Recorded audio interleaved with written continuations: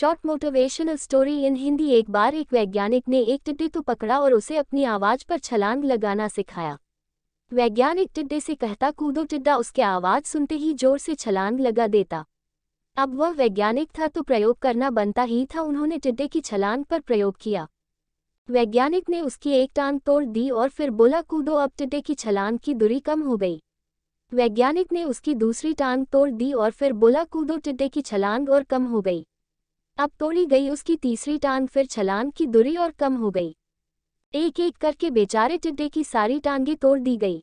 अब आखिरी टांग टूटने पर जब उससे कहा गया कूदो तो वह हिल भी नहीं पाया। अब वैज्ञानिक ने अपना निष्कर्ष अपनी डायरी में लिखा। जानते हो उसने क्या लिखा?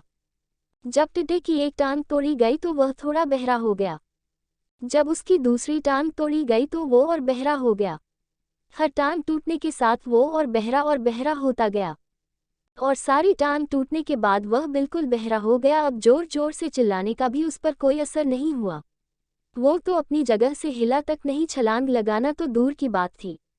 इस कहानी को सुनकर सभी को ऐसा ही लग रहा है ना कि क्या मूर्ख वैज्ञानिक था, इतनी सीधी सी बात उसे समझ में नहीं आई। या कुछ लोग ये भी सोच रहे होंगे कि ये तो किसी बच्चे को भी पता है कि टिड्डे की छलांग उसके टांग टूटने की वजह से कम होती जा रही थी, ना कि वह बहरा हो गया था। दोस्तों, हम सभी जीवन में कई बार ऐसे ही मूर्ख बन जाते हैं। कई बार जीवन में दो घटनाएं एक साथ ऐसे घटती है कि उनका एक दूसरे से कोई संबंध होता ही नहीं, फिर भी ऐसा लगता है कि गहरा संबंध है। कभी कभी दिखता कुछ और है लेकिन समझ कुछ और आता है और वास्तव में होता कुछ और है।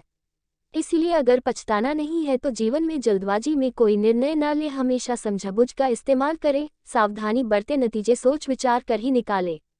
दोस्तों, आपको मोटिवेशन की आग पर ये छोटी छोटी कहानियाँ और सीख कैसी लग रही है?